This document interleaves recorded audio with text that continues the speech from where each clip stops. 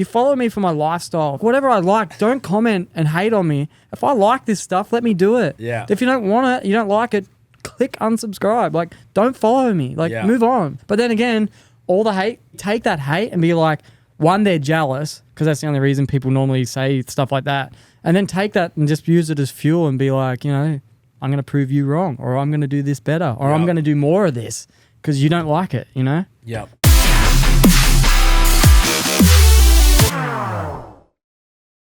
Unleashed with the Dingo and Danny, fueled by Monster Energy.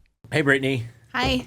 How are you? I'm good. How are you? I'm great. How's Australia? Australia was good. Yeah? You brought something back with you? I brought a couple back. What a big souvenir. I wish you were bringing me back from my home. How long's it been since you've been there?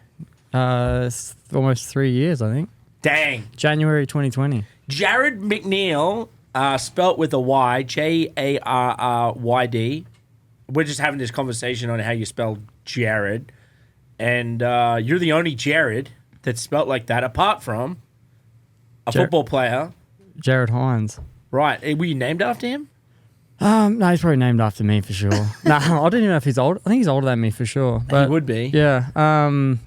Yeah, I don't know. The only reason I could see his name popping up was because on like Google and stuff, our names would either pop up one or the other, and we were battling over like Google and or Facebook, Instagram, whose name would pop up, and that's how I found out his name. Yours probably pops up more than his now. Yeah, I think he came to America and played, didn't he? He did. Yeah, he actually was the kicker. Yeah, and a gnarly like tackler or something in the over here for football, American football. He's like has one of the gnarliest like slam tackles or something, went viral. It did? Yeah. Is he also? Did he play for the 49ers? Yeah, I think so. I think he got fired too. Yeah, he probably did. He didn't last very long. No, he probably got in a punch on or something. Right. And then we have Danny. How are you, Danny? I'm doing really good. You're good? Doing really good. Feeling fresh. Can you take your hat off for everybody? There's so an they can elephant see? in the This is a room. big deal. This is a 4-year cut I did. That only took 4 years to grow your hair that long? His 4 hair years. grows so I fast. was going to It say, really no does. idea. I've been working on this for 30 years. Shouldn't he have done that like at the start of summer, not the end? I was actually thinking that I should have done it at the start of summer, but You would have to wear your beanie in summer now. I know it feels great. Now Well, he's my pushing that- beanies make sense. He's always pushing Dover development, so that's his beanie. He I makes handmade this He beanie. hand makes all of them. I can make large size ones to fit over motocross helmets also. Fancy. Keeps them warm. Oh, that's pretty legit to put a A beanie. beanie over your helmet. Yep, keep it warm. Cover. Nobody's ever done that. It would be like just a helmet cover, really. Yeah. Yeah, it wouldn't be. There'd be no protective value. To Well, I mean, it. it'd be safe when you're traveling, you know, keep the paint fresh. Oh, Yeah. that's a market. You could do that. Yeah. They make like helmet bags that our helmets come in when you buy them, but you could make like a special one. But see, I think more just like for your outfit. You know what I mean? Like if I have like a tan outfit, I have a tan beanie. Like you can. had a I would beanie actually for- like you in the ring with your outfit and a helmet on. I would love that. Brittany's the UFC ring girl. Yep. So you may have Octagon girl. Octagon girl. My bad. Is it not ring girl? No, it's they've like dubbed Octagon Girl 'Cause it's not a ring. Because it's not a ring. It's cage. Yeah, right. Right. You look Octagon. great on the weekend, by the way. I was telling Thank Danny you. on the way in. I like the red. The red's cool. It's good to Yeah. switch it up. Yeah, you had a smoking hot outfit. Dingo made me look it up on the way. He's like, "Do you see the red?" I'm like, "Red what?" Did you see? Everyone's talking about it. Everyone's talking about the red outfit. Was I that said- new to the ring? I used to always wear red when I first came on. I was the only girl that got the red outfit, and then they stopped it for years and years, and they just brought it back. Yeah. Dana is very particular. Like I've tried to design new outfits, skirts, the whole thing. Dana's like, nope. That's what he likes. Those shorts and that freaking top. Yeah, well, I back Dana. Yeah, most people do. Mm-hmm. So you're born in... Where in WA were you born? You're Western Australia, No, right? no. You're not Adelaide. No. Where? Close. Oh, no, I'm you're all the over border... I'm close, yeah. You're New South Wales country. Yeah, so I'm like... Why did I think WA? I don't know. Fuck, I'm but, sorry. But honestly, I think because I moved a bunch, so like, if you look up my name, like, there's a few places that I've lived. Well, on my screen it says X. Just says X. Yeah, it means they couldn't figure it out. Or he just lives in X Games. Yeah, I just live at X Games. He's an X I mean, Games. he's got 15 X Games gold medals, or 15 X Games medals. Yeah. The most Australian athlete of all time. And I believe the most X Games medals in best whip. 15 X Games medals is a lot. Yeah, there's a few, and it's only 12 years when you put it that way. Like, I've only been in X Games for 12 years. That's crazy. So most years I've got 2 medals, basically. Right. Those are the good years. But to clarify where I'm from, I am born in Kerang, Australia, which is northern country Victoria, on the Victorian side, obviously, of the Murray River. Yep. So I lived there till I was about 10. And then we moved to a place called Danny, which is on the other side of the river in New South Wales. Yep. I lived there for probably like 8 to 9 years. And then my parents moved over towards Yarrawonga back into Victoria. And that was when I came to America. When they moved to Yarrawonga around 2010, I moved to the US. So do you claim Victoria or New South Wales? Man, my parents, in that time of me living in America, my parents lived in Canberra as well. They moved a little bit. So when they moved, I've had my address as born in Kerang, Australia. My address has been Yarrawonga, Australia, and it's been Canberra, Australia. But the OG place that's home where my grandparents live in that's Kerang. So I'm going to go with Kerang, Australia. Boom. Yep, Let me done. just fix that. And Yeah. you said he's Which the one? most When you get into the most Australian FMX rider or X Games. Yeah, I got the most medals out of all athletes in Australia. Oh, across okay. every discipline. I thought you Yeah. meant you were like the most Australian, and I was like, that's pretty impressive. He kind of is the most I mean, 'cause I Australian. noticed Just the look at him. cowboy hat. I was like, what makes at you him. the most Australian? He Like, looks more like a PBR bull rider than he Yeah. does a motocross rider. People always question me when I'm in the airport. They're like, what do you do? You ride bulls or something? I'm like, Kinda. Kind of ride something that's You're got like, horsepower, yeah. bull, like maybe like a dirt bike. yeah, you're like 250 of them at the same time. Yeah, yeah. Or 450 Yeah. maybe. At the Did same you time. ever grow up riding bulls or horses or cows or anything? I grew up on a dairy farm, so we had, 600-700 of the things.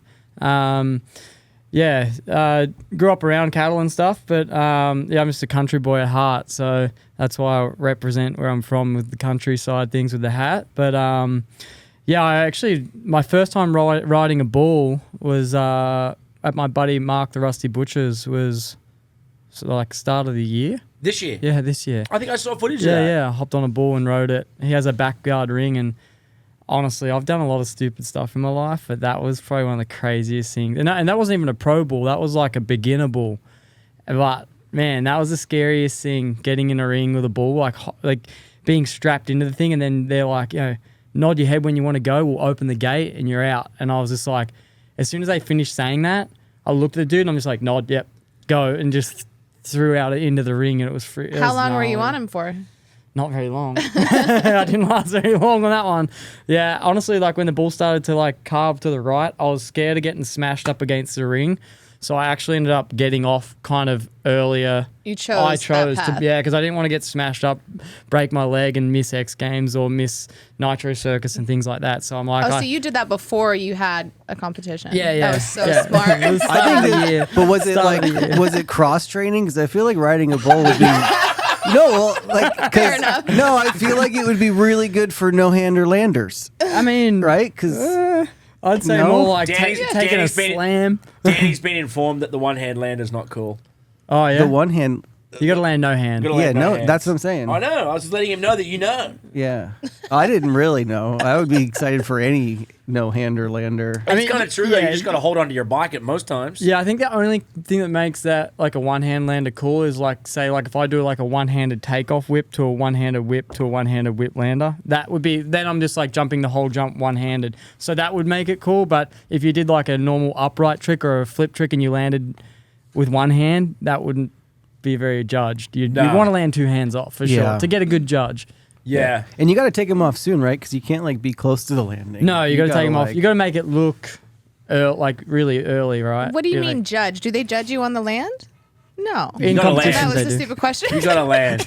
Well, It's well, not the just on the no-hander takeoff. lander, I mean, Instagram doesn't judge you on the landing, Like but for snowboarding, right, would be the opposite. If you touched the ground with your hand, you Exactly, get yeah. docked, Mhm. right? Yeah. So with us, if you land no hands, you get points where they get docked if they touch the ground and don't land smooth. I'm just trying to relate it to you Yeah, guys. yeah. So yeah, I get that. she's a big snowboarder too. Yeah. We all are. Yeah. I mean, yeah. I've got And a, yourself, I've do got you? a snowboard. Yeah. Is it a? Oh crap! I can't remember now. That's all right. I don't remember what it's called. I was gonna say a Burton, but it's not a Burton. Capita? It's from, That's what I was it's thinking. from Colorado. They make... Endless Summer? Never Summer. Never Never Summer. Summer. Yeah, that's what Battalion. Nah. just keeps throwing them at him. Yeah, dude. Forum. It could be a forum. Nah, not a forum. All right, they're coming back. They used to be a big ski company. I heard. K2. Nah. Rosignol. I've had Solomon. We're all it for Solomon. Fendi. Wow. Mom It's a was the one that actually Solomon. got that. Yeah. Dude. She's doing this in the Really? background, the S. She had it. dude. Yeah. She had it all Solomon. along. It's a Solomon. Yeah. One of my company I used to ride for back in the day.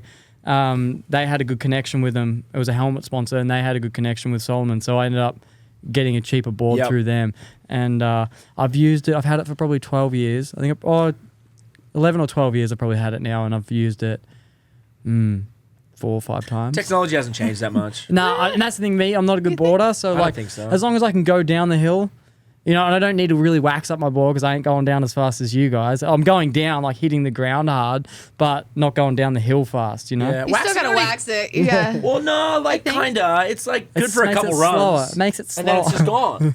Well, I mean, it helps it move side to side and makes it a little easier on Yeah. you. It does. Yeah. Well, probably should only if wax my like board. if it's really Yeah. cold, you'll notice it a lot. But if it's slushy, you're fine. Yeah, you don't know. I brought an iron and some wax back in the day. Oh, you got into it? And I fully got into it. This is like prior, like I just I got the board, shipped it to my house, and I'm like, these things need to be waxed, I guess. So I bought an iron and some wax and tried doing it myself. I have no idea what I'm doing. Like trying to, melt it on there and then shaving it off, like using a little scraper to scrape it off, and I don't know. That's just a true like country Australian. He's like tinkering with things. Yeah, He's like, just doing it. I got a snowboard, and I'm gonna get the iron and the wax, and just give it all to me. I'm gonna do it myself. Yeah, I'll do it before I go pay to do it when you just do it at home. All right. So you grew up racing. Yep. You raced. How old were you started racing? So started racing like around 99. Yep. So I was probably like, 9 years old. Yeah, I mean, but you grew up on a farm, so you've been on bikes and 4-wheelers and cows and Yeah. whatever else you pushing cows over and what else you do up there. Yeah, we did lots of stupid stuff as kids. I've got. I can just think about it. I'm like, I'm not even going to ask because it's probably not appropriate. It's so funny because like on the way up, I was talking to Eric, my filmer. I'm like, we used to get away with so much stupid stuff. Like we were just talking about, like, kind of reminiscing as a child, like what we used to get away with as kids. Like some of the stuff we used to do on 4-wheelers back in the day. My brother and I, we would jump them and roll them all the time and ride over like we'd get out the forest and just push over trees with them and stuff. Have like 4 or 5 of us on there just like pushing over a tree. Like nowadays, like you can't even have a 4-wheeler in Australia without a helmet or a roll cage now. Imagine that, A huh? 4-wheeler with a roll cage now today. I'm talking like in the like 2000 like 2000 to 2008. We could get away with so much stuff. After 2010, I think the world just went soft. The world went soft. Australia went Yeah. soft too. Like it's crazy because we have the, what's the word? Like we have the image. Like larrikin, like don't give a F about anything. We just give it a go. Yeah. And Rebels. that's how Yeah. we were like raised, and I feel like over COVID and over the last 10 years, that's definitely changed a lot. Because Australia was like the first country to like lock down and lock in and not go Yeah. outside. It made us look bad. Yeah, it did. It gave made us- us look weak. It made Aussies look That's really what we're worried weak. about. 100%. You ruined our edge. Yeah. And then not only that, like, and listen, accidents do happen all the time, but Australia, if you rent a scooter, it comes with a helmet, so you've got to put a helmet on it when you scoot. Which BMX actually- bike, dude. yeah, At 18, yeah. in Australia, you still have to wear a helmet, which I get it. Like, it's safety, right? We should wear helmets. But it's like, in America, you get the choice at 18 if you want to wear a helmet or not on a bicycle riding around. Yep. Good choice to wear a helmet. I'm not hating on it. But Yep. it's like, we have that choice at 18. In Australia, you could be 40 years old. The cops are going to pull you over and give you a But ticket maybe for you not wearing a guys helmet. asked for that. Like so many times of just like living on the edge. They were like, listen, you guys need to rein it in. You're giving Australia a terrible name of all you crazies. So now that's what happened. But Australia never had a terrible like- name. Nah, well, I remember as a kid. Australians have always, every time an Australian comes on this show, we're talking about the crazy, stupid shit you guys do and how like your So parents it's- are the police. It's so good, right? It's good. It's not even is our true, parents. yeah. No, it's not even our parents. My parents are all for the stupid. That's why I'm stupid, right? That's why we Yeah, are we yeah, are. yeah, but, yeah. That's why I'm stupid, Mum. Yeah. Right? She's not going to deny it, right? She didn't stop us, right? Nah. She didn't stop, right? No. So we have good parents, right? Yeah, for sure. No, I feel like it was like you raised, like the door was open and you go figure it out. Yeah. That's kind of like most of us. You're guided like, hey, these things could be bad. Yeah. You could get in trouble here. Just saying. Yeah. And then they just stood back. Yeah.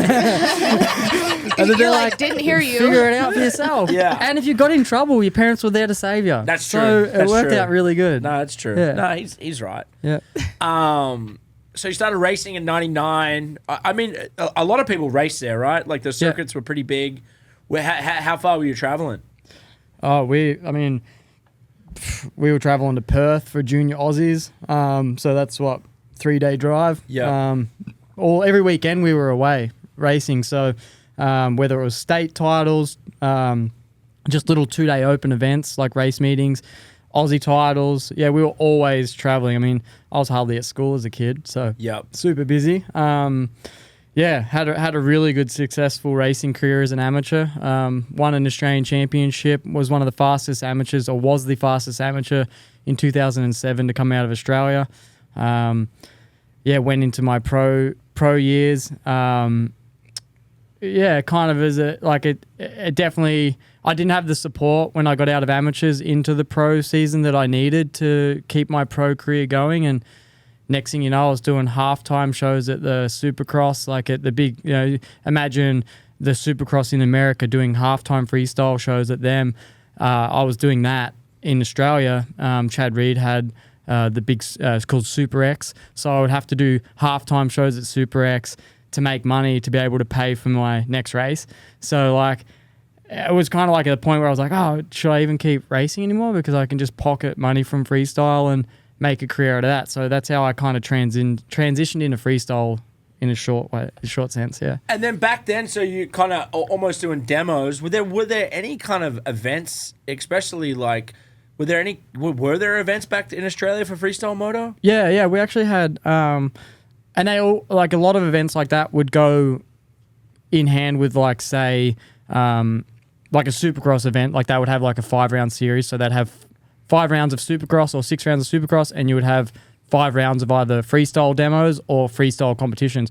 So 1 year we did demos, 1 year we did competitions for that one. We also had obviously Krusty Demons. So that was like my first, at that time, I was transitioning to freestyle, and I was also getting to do other events like Krusty Demons. So as a Grom or an amateur, so 17 years old, we were, there was myself, Levi Sherwood, Jackson Strong, and we were the Groms on tour, and we were basically, underage, just like with all these crazy people traveling around New Zealand and Australia, as young kids and doing shows. So there was a lot of events going on for sure. Definitely a lot of events. That's an interesting. Levi Sherwood, Jackson Strong, and Jarryd McNeil. You guys all turned out fine. It's crazy. I mean, we definitely got to experience the Jacko Strong in here. And wow. Want to go down that rabbit hole? I don't think he came out of the Krusty Demons. Nah. Yeah, Jacko never came out of Krusty Demons. He is definitely the image of Krusty. He really is. Yeah, he is. And he still holds it down. Definitely. Have you ever been in an airplane with him?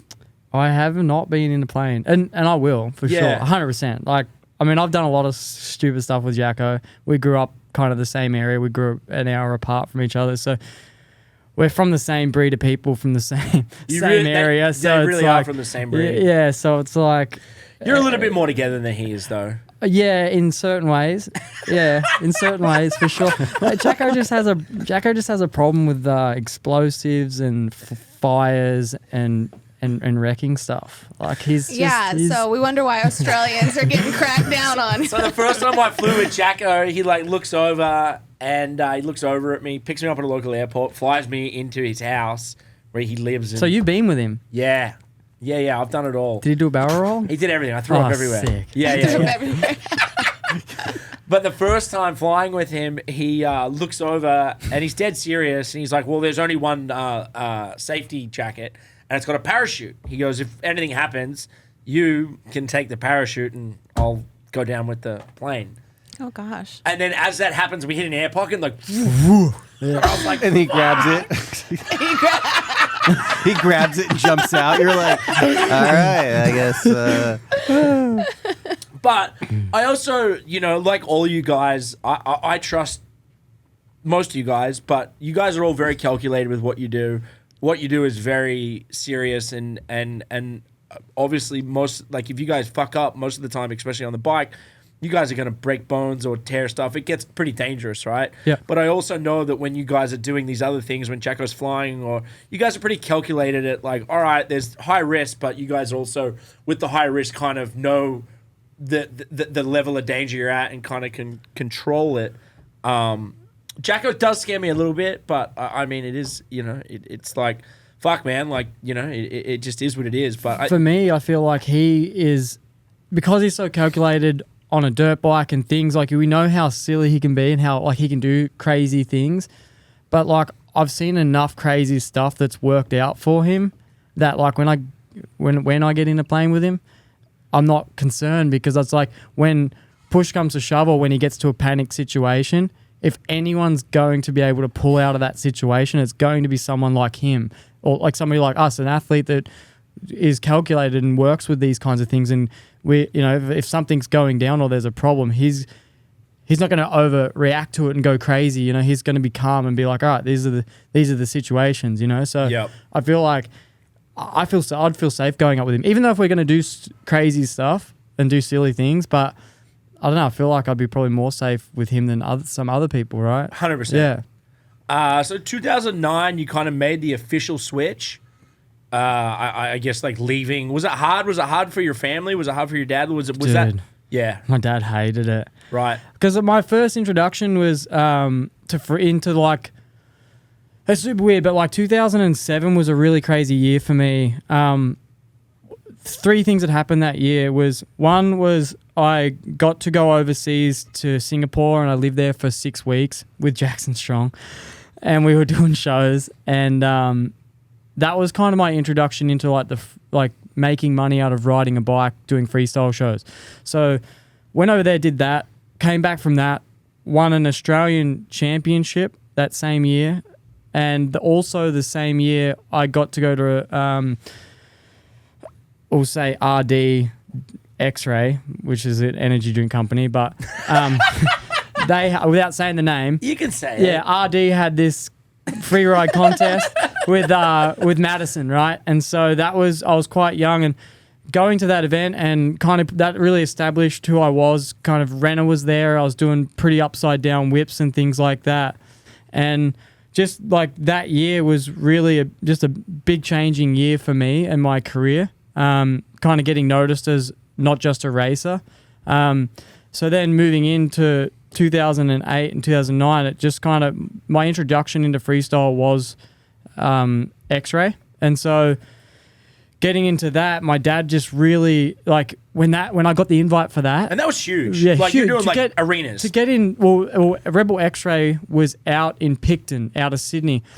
And that was a massive free ride event, like Yep. the only thing of its kind. And Mattos, I got invited, actually, this guy, Luke McNeil, who's not my cousin, but he's actually a kid that I grew up racing, battling against all through amateurs. And we both got into freestyle, and we both do freestyle now. But Luke got my foot in the door with Matto because he would ride with Matto. And so I got a wild card ticket, and I ended up winning it. But going to that event, I mean, at that point, financially, my parents had lost a lot of money. So it was kind of like pretty gnarly to financially get me to that event.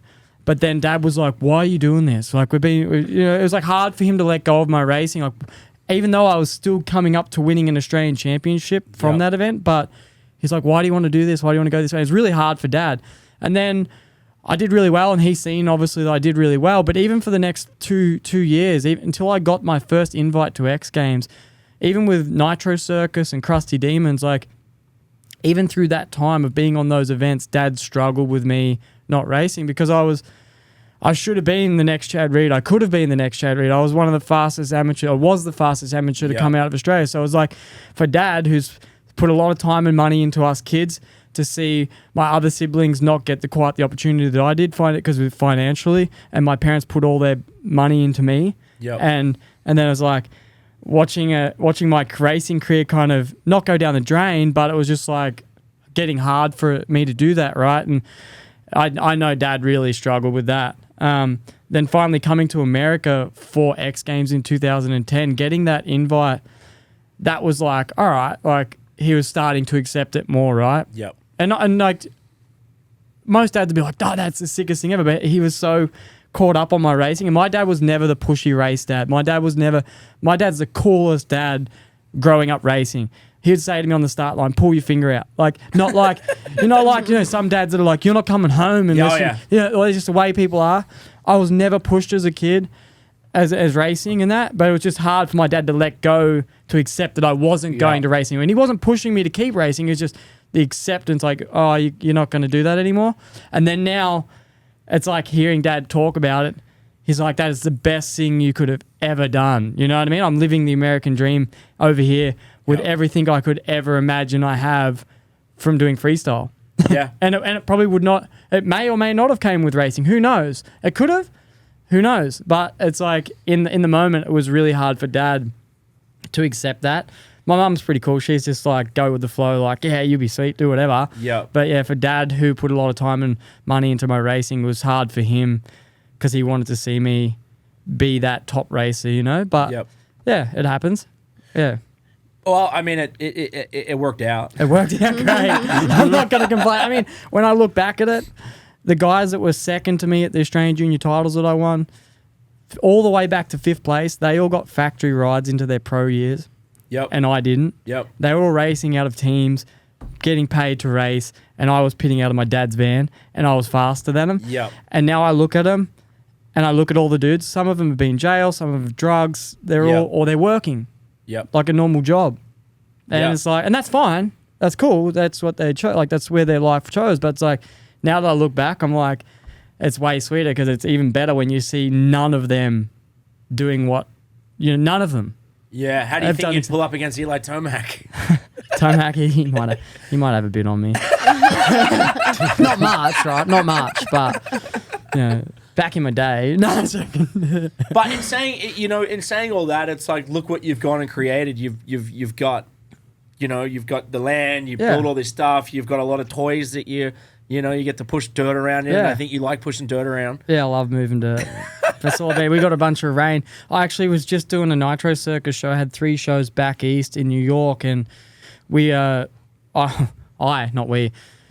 rush home. I got the first night done, the Thursday night. I had to pin it home, stayed up all night, got to JFK, flew out, got in at 10 a.m. because I was about to lose my house to a fire.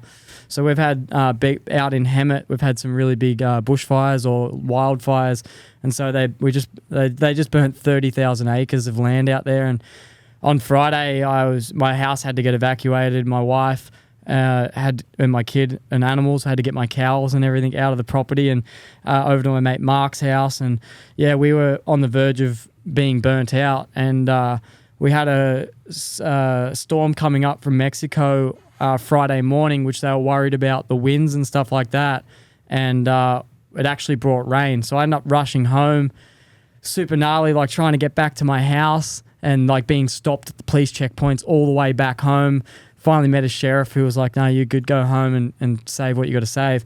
And got home, and then we got tons of rain. So like the last little bit of, couple of weeks have been super hectic, or the last week has been super hectic with all that stuff. So trying to catch up on a lot of that, That's crazy. The fires are bad here every year. Yeah.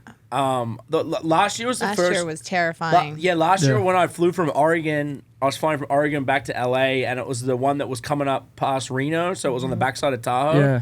And it was the first time of me being above like a fire. Yeah. And you just see how powerful it is. Just the smoke emerging. Thick. You can see it just moving. Looks like, terrible. And man, like California, every year it gets bad in different areas. Yosemite's been burnt down. A couple of years we were in the middle of the fire out there, which was insane. And the smoke you're kind of inhaling, that the raining ash. Yeah. I was just getting videos from my wife. I'm like, seeing these flames coming over the hill, probably like 3 or 4 miles from my house. And if the wind had to change directions, we would have been okay. Like I've always spent my time with my house knowing that wildfires are a problem, and that I've always been prepared. I have a lot of stuff. Obviously, have my own equipment to push stuff out of the ways, and obviously fire, like I've got a lot of fire stuff like fire pumps and things like that. So, and I've got really good friends, right? So like Eric, my filmer who lives at the house, he's holding down the fort. Another buddy, Shane Schaefer, who was coming in with his fire, he brought his water truck in, and he's a heavy equipment operator, so he was basically there to defend my house. So, like, got some really good people in that situation, which I was super lucky, but also I was like halfway across the or over the other side of the country, so I wanted to get back and kind of, like I said to people, if it was going to come through, I'd rather watch everything that I've worked for burn to the ground than be halfway across the country or the other side watching it burn from the ground. So yeah, it was good to get back and just hold down the fort while that stuff was going on. But yeah, it's been crazy. That's what you pray for. Like when we have those fires, like we're like, please rain, please have the wind do the other way. Like it never really has happened that way. Like that's what's crazy. It's every year we're like rain. The one time it rains in California, seriously. It saves your fucking property. Seriously, like me, like, where was this rainstorm every year for the past 5 years? It's crazy. Did it get muddy and floody? Didn't it flood? Dude, because we had flash flood warnings. Yeah, so like it was like got in at 10 a.m. It was the wind was start to pick up at 6 a.m. Every hour my friends were waking up, giving me an update on the weather, and like 3 a.m. the wind started blowing, and it was blowing southwest, so it was blowing like at my house from the fire, and then it was getting worse. But what was happening is the wind was blowing in a storm, so like if the storm kept blowing, the fire was going to come, but we're lucky that it blew in quick enough that it blew in rain with it, so it ended up. By like 3 o'clock in the afternoon, I was with Tom Parsons, and we're sitting out the back deck, and we're just like, is this serious? Like, this is freaking crazy. Like, I was literally going to watch my house burn down, and now we're like, I was literally in the hot tub.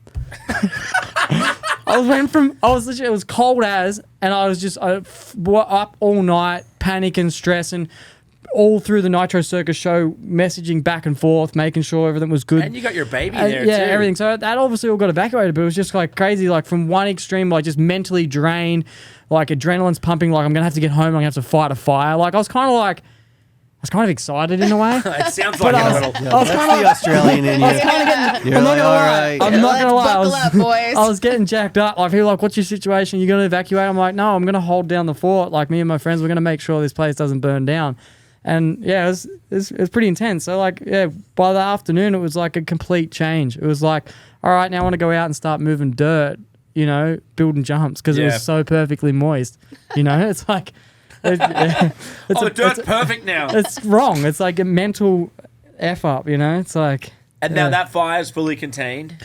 Yeah, supposedly it's fully contained. Last I seen was 45%, but I don't trust any of those apps that I've been following, I'll tell you that. Yeah. Even when they should have been letting everyone back to their houses, they still had a 2-day period where they didn't let people back. It was weird. It was eerie. Like, it was eerie going out to my house. Imagine, in COVID, everyone was like, stay home and don't leave your house. Yeah. Imagine being told, you can't go home. Well, it kind of looks like the end of the world when it's raining ash and the cars are all covered in ash. That's crazy. And the people have got their cars, everything, all the belongings that they can take in their car, and the uncertainty of it. It definitely is the end of the world type feeling. And other states in America, you're allowed to go home to your house. Like you in can California, choose. Yeah, in California, there's a rule. They're not supposed to let you go home to your house. Yeah. Like, if you're home and the evacuation happens and you refuse to leave, that's one thing. But if you've left and you want to come back in, you can't. Well, I think that law changed when California, I forget which town it is, this is bad, but California had a town that overnight. The one, 2 years ago. Last year. Nah. This was it was in the last couple of years. Right, yeah. Burnt the whole town. The whole town burnt. Wow. So they didn't give the people enough time. They said they were fine, and then the fire came in at night and burnt the whole town down. And that's what was good about this is they were so ahead of it that they. So I think the rules changed they brought because of everyone. They got evacuation way before it needed to be because they said they didn't want 20,000 people trying to evacuate at one time. Yep. They just brought it in and said come on, you guys, start preparing for this if it's going to be this way. Yeah. So they did the right things. It sucks when you want to get home to your house, but then it's there's obviously protocols that they need to, and then if the officer that, there's differences between a police officer and a sheriff. Big time. I got to a police officer and he's like, see this badge? I'm not budging for you, But the sheriff is like, hey, yep, righto. You know, it's a big risk for them. Like if I had passed away in the fire, Yeah, it's and on that them. sheriff, it's on them, right? So, Yep. so I get it. It makes sense. But Did you grow up, like, obviously, in country, you know, New South Wales and Victoria, you grew up kind of obviously dealing with fires at certain points too, right? yeah, we always grew up. Our area was, if I was gonna say, our area is probably more floods. Yeah. More, that would probably be the biggest threat to the area that I grew up in. But then also fires because it's all bushland. So it's Yeah. like I always grew up in bushland, so fires were always Well, they're were always controlled. a thing too. Yeah, they're doing. They're a bit more controllable. So, but if it gets out of hand, then obviously not. But Yeah. yeah, but you know, the areas that like we had the big bushfires in Australia probably aren't where I am. A lot where I grew up in, like I grew up in the Hay Plains area. Yep. So it's like the flattest part of the world. Yep. And there's a lot of big forests, but then there's also a lot of big open land. It's all farmland. So farmers and stuff, you just push massive fire breaks. Like it'd be a bit more controllable if it got out of hand where we are. But where the bushfires have been happening in Australia, they're a little less controllable. Yeah. You've been on, you had to run home from it, but you've been out on Nitro Circus. Yep. How's that been? Oh, it's been sick. Yeah, obviously 2020 was quiet for us. So then 2021, we started with another tour. We kind of picked things up again. And then 22, this year's been sick. I think we've had 25 plus shows, 28 shows or something, which has been really cool. Honestly, I've been so busy. The last, since end of June till now, it's been absolutely hectic. I mean, I did a Nitro Circus show 3 days before X Games, went straight to X Games, then literally finished my last event, quarter pipe at X Games, went home, got up at 7 a.m. the next morning and flew straight to a show that next day, on that next day. So I did X Games, my last contest of 3 days at Axel's, and then went and did the Thursday did a show with Nitro. It's just probably one of the most hectic schedules I think I've been on in my career lately, just back and forth. We do 3 shows a weekend with Nitro Circus, so we'll do a Thursday show, a Friday show. We'll have Saturday off as a travel day, a Sunday show, or we'll have a Friday show, a Saturday show, and a Sunday show. They're all 3 different cities, and they could be 3-4 hours apart, more 8 hours. We've been on buses for travel days for 8 hours on just a normal regular bus, and planes flying in and out. And most weeks I've been getting 2 or 3 days at home, maybe. So it's just planes flying. Yeah. So my Delta status has been pretty good. Yeah, you're good there. I still hate Delta, but my status is getting Did better. they lose your bags much? Yeah. Dude. Oh my God. I still have a bike missing from last year. So one thing, a tip to anyone that's traveling, especially if you're on a tour, is leave whatever you can leave on tour. And just take the things like clothes and things that you need in a backpack. So every weekend my gear bag stayed on tour. I just took my gear home, to wash my jersey and pants and things like that. But don't travel with gear bags unless you're going there or home. Yeah. Right? Dude, I flew out of San Diego, flew to Utah, to Salt Lake, and then to Oklahoma. On my stopover, my bag, I checked my bag at the gate, because I had a backpack and a travel bag, right? Yep. Get on the plane at San Diego. They're like, look, but no, there's no more luggage space above. You're going to have to check it in. I'm like, are you serious? I'm down the back of the plane. I guarantee that there's a spot. Sure enough, get down the back of the plane. There's tons of spots. They check my bag at the gate. I'm like, whatever. Get to Salt Lake City. My bag is on a flight to Twin Falls, Idaho, and I'm going to Oklahoma. They check my bag at the gate, and it's going somewhere else. It's not even staying on my plane or going onto my plane. I ended up getting there. I had to get it the next day. Just stuff like that. It's just Crazy. My new thing How? is getting those air tags. I'm going to start putting the air tags on because I'm going to Europe at the end of the month. I'm like, I just air heard tag. about that. Dude. So it's basically just like a tracker for your Yeah. bag. Yeah. And If you're then going you through can- London. it's on your phone. It's just there it goes. Yeah, It's an because we're Apple going one, through yeah. London. I'm like, Sketchy. Sketchy. Sketchy. It's an Apple thing? Yeah, it's an Apple thing. The air tags is where it's at. Yeah. That's cool. Yeah, no, I've got to look into that. Yeah, the one I've had a couple, but the one that messed me up this year was I was leaving Key West, Florida. We had a marketing meeting down there, and it's a tiny airport. So it's like I don't know. It's basically like you're at a private airport, right? Yeah. There's 6 stalls basically, like for all the airlines. Yeah. So, and then I was going from Key West, Florida to Las Vegas. I get to Vegas, my bags are not there. They get a hold. My bags end up in Panama City. And then the lady's like, "Well, do you have their bags?" And I'm like, "Why would I have their bags In Panama. in Panama Another City?" country. In another country. What? So they basically are saying that the people that checked into me, like the tickets came out and they just grabbed their ticket and my ticket and switched it and put them on the bags. Oh, wow. So then their bags went to Vegas, and it gets even better because I was flying in for EDC, and the lady's like, "Oh, it's fine. Just give me the address where you're staying." I'm like, Las Vegas In an RV. Las Vegas Motor Speedway, and she just dies laughing, and she's like, okay, we'll call you when the bag gets in." EDC tent 471.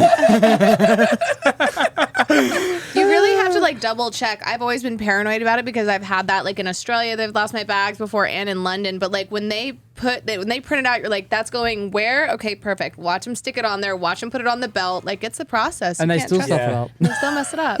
That's why you bring extra on your carry-on. Yeah. Like Yeah. I'll always bring like a Pair good of outfit, Yeah. gym outfit, pajamas. I know what's up. Yeah, I'll Solid do the outfit. same. Yeah. Jared's got his motorbike, probably stuff it in up above. He's Yeah. like, "Nah, Yeah, I see got this, this." it's fine." Just start mailing things, like maybe that we could trust Yeah. that more. FedEx your outfits. Yeah. It's crazy to think about, but it's definitely changed a lot, And then the London thing's crazy because like you see, and it happened again for me at Christmas. I actually was on a plane. I had COVID, but was flying to Australia, and then the plane was on LAX, so I was like gonna do something naughty. And Wait, you actually had COVID? I had COVID. You actually had it. I had it. You super Like spreader. in your bag, or did you check Yeah, it where'd in? you put it? So anyway, Where'd the you plane keep that? came. Whatever the plane stayed on the runway, the plane came back, and I just got off the plane. So my bag ended up going to Australia and then coming back or something weird. And then I left it at the airport. Wait, for- so they were kicking you off the plane because you had COVID? No, they didn't know. Oh, okay. They didn't know. The plane came back, and then I had like stressed out enough to where I just got off the plane. Yeah. So you so you super spreaded before you got off. Well, that's a good thing. Yeah, At least they're all immune Well, now. Not the Yeah. first or the last time.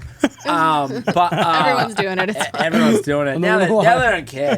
It's all good. Right. But anyway, so my bag never came, and I was like, "Fuck!" So I drove to LAX. This is at Christmas time to get my bag, and my bag like was just sitting in the back. But there was probably, I don't know, close to 1,000 bags just sitting there. Yeah. People saying, "Oh, they're going to get delivered." No one's delivering them. You got to go to the airport, get your bag, and that's Yeah, right. They can't even get people to unpack the planes, let alone deliver the bag to your house. But you know what trips me out is like there's just that many bags sitting Yeah. there. Anybody could walk up and That's- grab that's the mine. bags Yeah. at any time. Lucky dip. Hopefully you get a good one. Yeah. I did that one time. I actually took the wrong bag from the airport. No way. Got all the way home, drove from LA to Mammoth. It was a girl's bag. And it was Pull out just this a like bunch of weird Burton stuff. travel bag, same exact black bag. And I get home and I open it up and there was like wrapped presents in it and stuff. I was like, what is going on? You're like, Merry "Rip." Christmas. And then some guy messaged me and was like, "Hey, I saw you at the airport, and I think you took my bag because you had the same one, but Oh, you he, left like, it there." DM'd you on And I was Instagram? like, That's pretty funny that Yeah. a snowboarder, He Danny actually- Cass takes somebody's "Yeah." I was snowboard like, bag. "Yeah, the guy's I probably pretty definitely stoked. did." And was it? And there was like weird lingerie and was it a stuff in there. snowboarder? Nice. Was it a snowboarder guy? I Like, thought about keeping it. but- was a guy kind of? I think he was a snowboarder. He Do was you know coming who you from. I think we were coming back from like Australia or Europe or something. Did he know who you were? You think He did. Well, yeah, he that's was how like- he knew, he's from snowboard. Yeah, he knew. he saw yeah. me grab his bag, and he's probably like, "Hey, man, I'm pretty sure." And I'm like, oh, doo-doo-doo-doo, my headphones on. But I like cleared customs with his bag, I mean, it so doesn't. he didn't want to take mine that's the through thing, customs, though. which probably really? was a smart move on Well- his part, Because he I had tell you, lingerie. Well, he had lingerie. They and don't even How many check guys anymore. actually wear lingerie? You'd be surprised. It's more than you think. Hey, Hey, yeah. in 2022. just More saying. like how many Just saying. Australians is the real question. too. No. There's a bigger population here. Yeah, it's just Jacko. Oh, that's yeah. But he's not even. He's not even like that. No. He just does it for fun. Yeah, exactly. I'm not gonna lie though. I've definitely put a monster outfit on from a chick, and Josh Oh, yeah? here has too. Yeah, Me- ask Danny about monster outfits. Me, right? You Danny bought got one? caught stealing an outfit Yeah. like a month ago. A month ago, I Really? tried to steal one of Brittany's outfits to bring home to my Few girlfriend. misses, yeah. And they called me as I was leaving, and it was so embarrassing. I was Are you like, serious? Yeah, you didn't know this? No. Oh yeah, and I had to bring it back. I was like gassing up the car, and they're like, by chance, did you take that cop-looking outfit? And I was like, oh. Cop one. It wasn't even a monster. He just wanted his missus to act a on. weird thing. And then it was funny because I had this other like kind of lacy tank toppy one. Damn, you were just taking all my Well, I outfits. had 2 outfits of yours. They laid out like 40 outfits for you, okay, in my defense. But then I Honey, was these are like, Britney's. and then I'm like, do I bring them both in? Because they just asked about the one. I was like, I can't get double busted here. I'm going to go. But then they actually gave me one. Did you get Mrs. get to try it on? Well, that's a different podcast. Okay. Oh, jeez. I haven't tried it on yet. I mean, to can answer we it. do that you podcast haven't. now? Oh, you haven't tried it. No, I haven't Okay, tried it okay. on yet. Good. But I'm thinking about doing an episode in a monster outfit. Like the full chicks Oh, outfit. yeah. Yeah. I feel like I Why should. not? Yeah. I don't Like- know. Yeah, you should. Yeah. There's no reason why you shouldn't. Nah, There's not 50 at all. of them back there. Just take your Yeah. pick. Maybe we should all just pop out there and chuck someone right now and come back Hey, in. What do you reckon? hey. We're gonna, like, there's like 2 dudes, 2 chicks, like long hair. Yeah, pretty you know? much. Yeah. Yeah, Like, I'm a monster. You girl. could totally pull it off, dude. You think? Yeah, 100%. Yeah. Yeah, just take. I can't take- wait. Halloween. take the face Halloween off. this year. Let's do Halloween, it. we're just all monsters. Yeah, That's we'll, what I thought you were we'll go getting prepared trick or for. treating in like Beverly Hills wearing our monster outfits. Cute. Yeah. I wonder how trick or treating's gonna go now. Like, I feel like trick or treating's kind of at the end of its run with the world we live in. No. You know what I think? They're like, Nah. here you go, kids.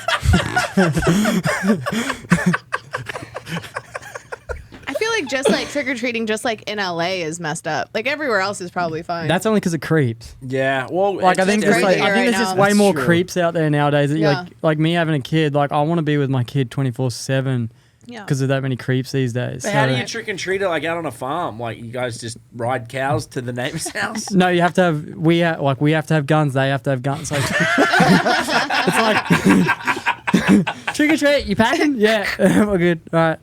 Nah. Man, I wanted to talk. We go to town for that. I wanted to talk about like what like it like winning 15 X Games medals is obviously a huge achievement. You know, what was like the most memorable kind of moment for you like during that X Games, like in the beginning there, that like stuck out the most or was like the most life changing? Probably. I want to say that 2016 Austin. 2016. Double back golds. Step up. My first ever step up gold, and it was my second gold in best whip. But it was just 2 golds at 1 X Games, and that was the first time I'd done those 2. And I got about 30 minutes before I got my step up gold, I got a phone call that I finished closed on my house. So I got my first property in the US, and I got straight after getting that phone call, I got my second gold at that event. So I was like, it was cool just to be able to get 2 golds at one event and to be getting my house at the same event. You know, just that whole weekend was just sick. Like Sick. that was that, and then obviously, yes, I guess my first silver, getting a silver, my first gold was really cool too. It's really hard because they're like different leaps in my career, right? It's like getting to America, getting my first ever silver medal, first ever medal at X Games was amazing. That was on my 19th birthday as well, which was really cool. And then obviously getting my first gold was really sick because that was something I'd tried at for many years to get the gold, and Yep. finally that one paid off. And then to get 2 golds at 2 events and my house another year was like another big achievement. Yeah. Sick. I think too, something that would really stand out in my life as well was making that transition to freestyle from racing, and always hanging on to like wanting to race in the US, and in 2014 actually being like, I'm going to go race a pro national to see if I can qualify. That was probably another big step in my career where it was like, I think I got more respect from people because a lot of people come over, like when I came to America, I don't think I was really respected. They were just like, who's this young punk kid that can whip a dirt bike? And there was nothing else. Like none of the Americans knew who I was. They didn't know anything about my racing career as an amateur. So they were kind of just like, who the heck is this kid on our territory? Yeah, you just come from nowhere Yeah, exactly. and taking a spot. Right. that's- And I struggle with that a lot, like having riders like kind of hate on me. I was like, why? I'm just trying to make a career in the US. So like being able to go and race a pro national in 2014, Grant Langston signed off for me, and then MA Motorcycling Australia signed off for me, so I could go and race professionally in the US.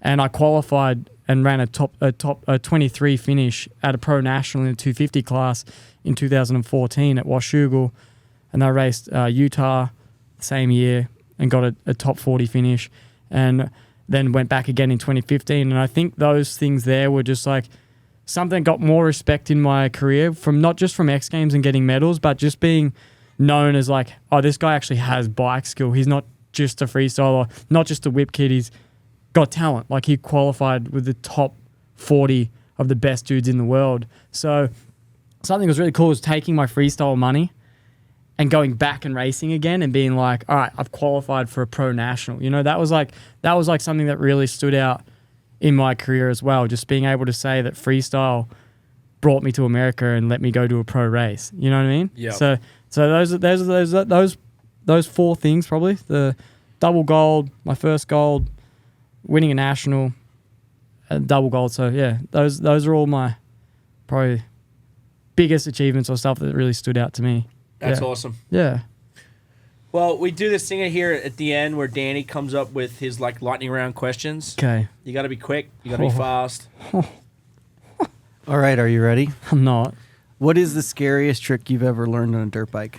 Scariest trick I've done on a dirt bike would be, honestly, getting over the hurdle was a backflip. That was probably the most nerve-wracking thing to get over. Yep. And your best freestyle motocross scene on the planet? Best motocross scene. I would say, honestly, I miss home. I miss Australia. I miss the camaraderie, how all of us Aussies are. It's a little bit different in the US. I miss going back to people's backyards and everyone being like, yo, come over and ride my place. Yeah, hey, you're in the area, come ride my place. Just a lot more friendly riding and stuff like that going on. I really miss that. Living in California or living in Australia? Oh, that's a hard one. I miss home. I love home. I love and hate California. I hate LA, but I love California. I'm going to say I love Southern California where I live. Will your kid get a dirt bike? My kid will definitely get a dirt bike. And when? You know what? He's almost 1. I was 2. Did you say you were 2? When I started riding. So basically it's like Christmas. Dude, I'm not going to lie, dude. He's on the Strider bike. He's got it pretty dialed. He's got the rocker Strider right now. Yeah, he's got to build some jumps for that. Yeah. Get him through a rhythm section. Dude, he's maybe an inch off of being flat-footed on that. So once he's flat-footed on that, I would say I'm going to try for 2, but I want to let him do it. Yeah. Right now, he loves his Strider. You put him down in the room when you wake him up in the morning, put him in the lounge room, he automatically walks over to his bike, climbs on it, sits on it, rocks on it. So he's like, he knows what a dirt bike is. He's playing with his little dirt bike and he's like got some weird noises he's making, and I think they're dirt bike noises. And, you know, I think very soon he'll be on a dirt bike. In the next year and a half, 2 years, he'll be on a dirt bike. Do they make electric dirt bikes for kids? Yes. They do. That would be a pretty cool step. Yeah. I think Stasic will be the next step. So you got the Strider, which is the rocker, which turns in. He's got a rocker that you pull the rocker off and it goes into a push Strider bike. Yep. And then you go from the Strider to a Stasic, which is like a rocker bike, or like this Strider, but it's got electric motor, and you can go through a couple of different sizes in that too. So not pitching it out to Stasic, but hey, you could send us one. Yeah, let's get some sponsorship going. You have these memes where you turn mean Facebook comments into inspirational quotes. Yep. What's the best one yet? Honestly, I love it when I get the one that I'm still a virgin, even though I've got a wife and a kid. I mean, if I can still be a virgin, I'll take it. Those people amazing. are messed up on that thing, hey? Yeah, they really are. Anyone that has a keyboard can just say whatever. I know. Like, I'm getting hate for me just playing with my little RC excavator the other day in the backyard with my son, trying to enjoy these things, you know, just growing up, enjoying the things like that we enjoy and trying to show it. And then people are on there like, oh, this is boring. We go back to moto and this. And like, you follow me for my lifestyle. If I like earth moving, if I like Barbie dolls, if I like whatever I like, don't comment and hate on me. If I like this stuff, let me do it. Yeah. If you don't want it, you don't like it, click unsubscribe. Like, don't follow me. Like, move on. Yeah. I don't like. But then again, all the hate ones are pretty good. Like, me and my wife just geek out all the time. Just like, that's how we come up with those things. It's just like, And half the time, the people that are saying these don't even fucking mean it anyway. oh, they don't even know you. Yeah, Like, they don't even know you. Like, if they actually knew who I was, like, some of the stuff that they've said is like super hurtful, but it's not hurtful to me because I'm like, I know I'm not like that. Or I'm not, Yep. you know what I mean? Like, I know I'm better than that and bigger than that. So it's just like, you can use it for fuel too. I think that's our biggest problem with, like, when you get hate, a lot of people can't deal with it. They don't like try and fuel it and Yep. use it. You know, as a kid at school, I was hated on from the teachers for being a dirt bike kid. Told I'd be never anything, but I almost thank them. I hate them, but I thank them because they almost push me to become somebody. You know what I mean? You're still that dirt bike kid. Exactly. So when these kids are or keyboard warriors are on there giving you hate, it's almost like, hey, take that hate and be like, one, they're jealous, 100% jealous, because that's the only reason people normally say stuff like that is they're jealous.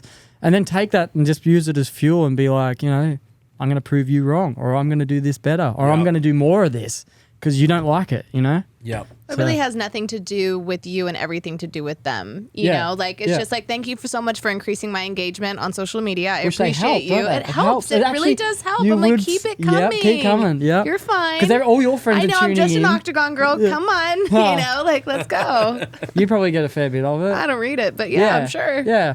Yep. That's it. So we have one last clip of you here. It's a clip that has, I believe it has 23 million views, and we just wanted to play it and talk it through. That's a lot of views. That's a viral moment right there. Yeah, it was on. That's going viral. It was on some viral hog stuff, like some pretty big pages. So it's here just whipping, but your dog seems to be barking Yeah, he's all about it. at you every time.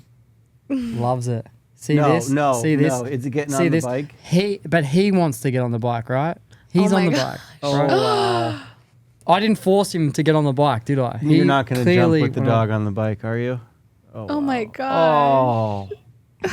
That's my boy Ruger. Oh, what? No, you're not. Oh my God, gosh. no. I don't think I've ever seen that. What? No, Banks another the one. corner. The ears on that dog. Oh, that's not real. Is that real? And he's just holding Oh my on. God. It He looks loves it. like a Hollywood stunt. I gotta see him jump off excited. He doesn't even want to get off. No, he's like, can we go again? Yeah, you got to actually throw Okay, him but that off. doesn't look like a light dog either. Hollywood wishes they could do that. Wow. Well, that's one way to close out a show. And Yeah. the beautiful looking whip there. It's dope. That's a wrap from Jarryd McNeil. Whip it. Spelled with a Y. Yep. Heck yeah. You're the man, dude. We appreciate you. Dude, thank you. Thanks for coming in.